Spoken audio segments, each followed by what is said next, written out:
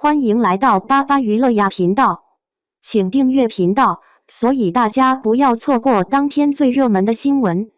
我们今天的时事通讯包括以下内容：男演员演技很重要，看天地剑心程毅郭俊辰就知道，宽肩窄腰。由程毅、李一桐等人主演的电视剧《天地剑心》正在播出，总算等来了期待已久的万箭穿心名场面了。这部《天地剑心》延续的是狐妖小红娘的世界观，王权富贵与蜘蛛精青铜之间斩妖者恋上妖的禁忌之恋为核心，描绘了一段跨越种族的深情纠葛。原 IP 里，人与妖相恋可以去苦情树许愿，这样人妖就有生生世世。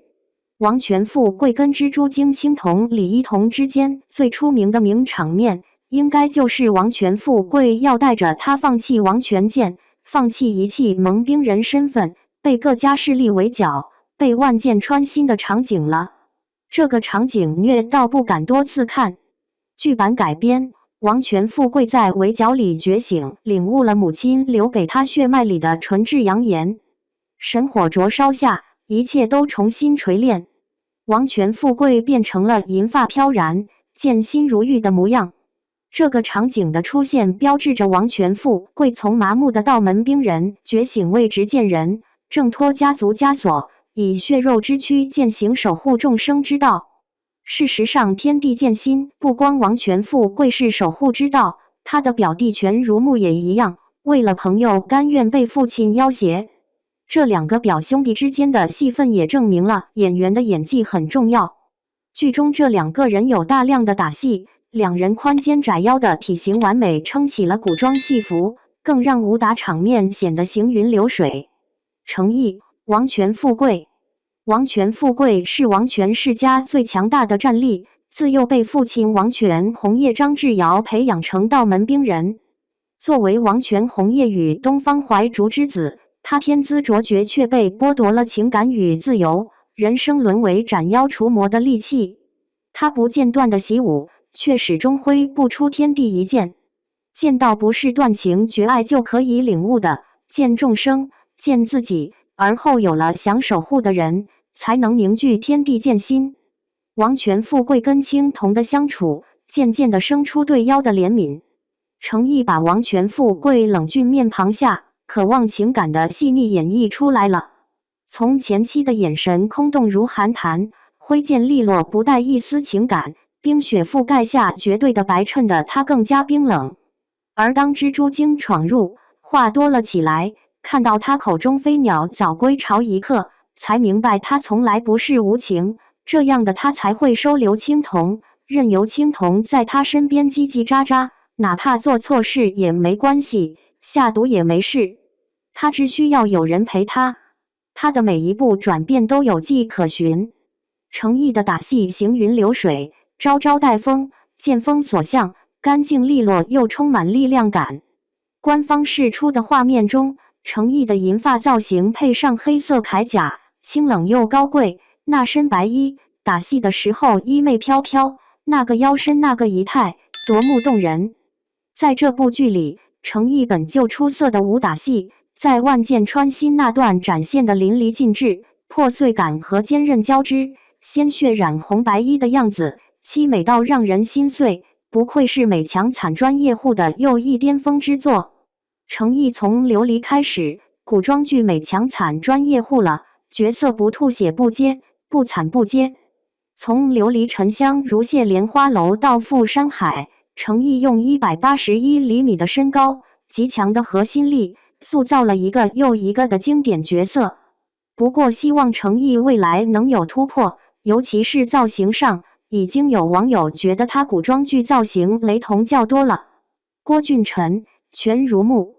权如木是王权富贵的堂弟，也是唯一的朋友。幼年时，权如木闯入王权富贵住的寒潭，跟他成为了朋友。俩人的童年经历相似，从小都得不到父爱。但权如木更惨，他被父亲权敬亭当作争权夺利的工具。权敬亭由于当年修炼邪术，被剥夺了王权的姓氏，逐出了王权山庄，便怀恨在心，想要除掉红叶父子。他在西域扩张势力，甚至放任儿子被龙妖抓走，多年不闻不问，直到全如木挥出了接近天地一剑的剑气，展现天赋惊人。全敬亭抓了全如木的朋友，逼儿子打败富贵。全如木不想坐以待毙，就假装封印了富贵的势力，以安抚父亲，然后偷偷与富贵联手，将自己的朋友救了出来，不再受父亲摆布。郭俊辰饰演的全如木打破传统武侠剧的对男二的界定，全如木是具备黑化成反派的条件的，却洒脱率性，多年不见朋友，却依旧信任。全如木被喂食邪药导致失控，他狰狞却不想伤害其他人，拼命控制的模样令人感动。郭俊辰的动作设计则融合了传统武术与水墨特效，舞剑动作干净利落，蒙眼复丝、腾空出剑等设计凸显了角色的灵动不羁。他与程毅的对手戏因动作流畅且充满张力，被观众称为名场面。王权富贵不愿如木被罚入混天典狱3年，拼命向父亲求情。两人在剧中的兄弟情谊也成为剧情亮点。郭俊辰本身长相是软萌小奶狗，新剧里却突破形象，多面魅力拉满，时而乖巧小奶狗，时而狼戏感爆棚，亦正亦邪的反差感绝了。印象里郭俊辰毕竟少拍古装剧，从2015年《太子妃升职记》进入观众视线，旋风少女路飞于少年派的前3亿花容颜月，郭俊辰出圈的角色不太多，但一个前3亿足以让观众印象深刻。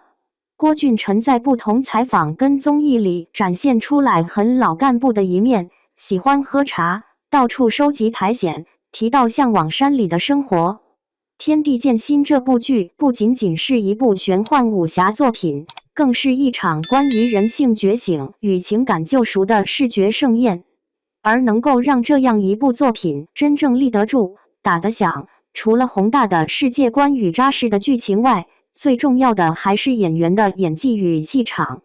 从程毅到郭俊辰，两位男演员用实力告诉观众，演技和形体美感才是古装武侠剧的灵魂所在。程毅饰演的王权富贵是整部剧的灵魂人物，他的表演一如既往的精准、克制，却又层层递进。前期的王权富贵是一个被父亲塑造成冰人的存在，情感被封印，眼神空洞如冰。程毅仅凭细微的面部变化与冷峻的姿态，就让这个无情之人的内心挣扎显露无遗。当青铜出现，他眼中的光一点点被点亮，语气里开始有了温度，那种从无情到有情的过程被程毅演得极其细腻。观众甚至能透过他的眼神感受到一个人在冰封世界中苏醒的心跳。尤其在万箭穿心这一段，程毅几乎是用生命在演。他被剑刺穿身体，痛苦却仍强撑起剑势，那种血肉与意志的碰撞，既震撼又悲怆。破碎的眼神，倒下前微微一笑的瞬间，满是王权富贵的执念与宿命感。程毅不仅仅是在演一个角色，而是彻底成为了王权富贵。那种明知结局仍要向前的决绝，正是他一贯的美强残底色，也是他独特的艺术表达方式。程毅的打戏同样值得称道，他的动作干净利落，每一件都有力量的控制与情绪的延伸。腰身挺拔、肩宽腰窄的体型，使他在镜头下如同一柄出鞘之剑，冷冽、锋利，极致优雅。特别是觉醒后银发造型登场时，他那一身银白铠甲与赤焰剑气交织，犹如天神降世，让观众不自觉屏息。程毅的武打戏已经不只是技巧，而是一种情绪的流动，事件及人心的具象化。郭俊辰饰演的全如木是王权富贵的镜像，一个同样出身于权力家族，却始终保有善良与温柔的人。他身上有少年义气，也有被命运压迫的倔强。郭俊辰将这个角色的矛盾感拿捏得极好，他可以在父亲面前装作顺从，也能在朋友面前展露真心，他能冷眼面对权谋，又能为友情舍命相助。这种层次感让全如沐这个角色不再只是男二，而是有血有肉、有成长弧线的独立个体。尤其在被喂下邪药、陷入暴走的那场戏，郭俊辰几乎用全身在抵抗。他咬牙、颤抖、嘶吼，那种理智与疯狂的拉扯令人心疼。眼神里闪烁的泪光和痛楚，是一个被命运撕扯却仍渴望守护他人的少年。郭俊辰在这场戏中完全打破了以往的奶狗形象，展现出前所未有的爆发力。在动作场面上，郭俊辰的剑法偏向灵动与飘逸，与程毅的稳重形成鲜明对比。两人对打的场景被观众称为最有张力的兄弟之战，